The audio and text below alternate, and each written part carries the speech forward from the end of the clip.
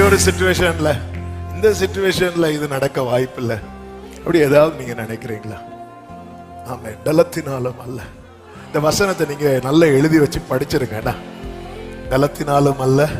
ஏன்னா 1ஆம் தேதி காலையில ஆவியானவர் பேசிட்டார். ஆமே, நிறைய பலத்தினால முடியாத காரியத்தை நான் செஞ்சு தர போறேன். ஆமென், ஆமென், ஆமென். ஹல்லேலூயா, ஹல்லேலூயா. அதை நான் பர்சனலாவும் எடுத்துட்டேன், குடும்பத்துக்காக எடுத்துட்டேன், சபைக்காக எடுத்துட்டேன். ஆமென். இந்த நாளில் இந்த வார்த்தை உங்களுக்கு முன்பாக வைக்கிறேன்.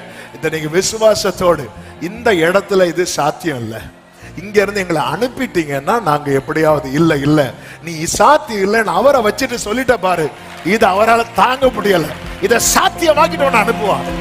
இதை சாத்தியமாக்கிட்டு ஹல்லேலூயா, ஹல்லேலூயா. ஆமே, இந்த சிச்சுவேஷன்ல இருக்கிறது வரைக்கும் என்னால கடனை செட்டில் பண்ண முடியாது. என்ன நீங்க அங்க அனுப்பிட்டீங்கன்னா நான் போய் சம்பாதிச்சு செட்டில் பண்ணுவேன். சிலரை கர்த்தர் உட்கார வச்சு செட்டில் பண்ணிட்டு அனுப்புவான். செட்டில் பண்ணிட்டு ஆண்டவரை வச்சுட்டு சிச்சுவேஷனை பெருசா பேசிட்டு உன்னை உட்கார வச்சு செட்டில் பண்ணிட்டு அனுப்புவான். அனுப்ப மாட்டேன்னு சொல்லல, உன்னை அனுப்புவார். நாளைக்கு நீ சொல்லக்கூடாது சோதோமின் ராஜா என்னை ஐஸ்வர்யவான் ஆக்கினான் என்று நீ சொல்ல கர்த்தர் விட மாட்டார். ஆமென். ஆண்டவர் ஆண்டவர் சேனைகளின் கர்த்தருடைய வைராக்கியம் இதை செய்யும். அது வெறும் 1 மாசத்துக்கு தந்த வார்த்தை கிடையாது.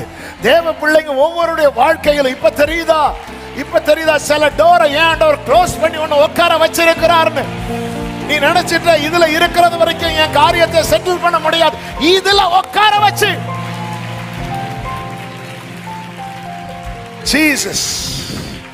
ஜீசஸ்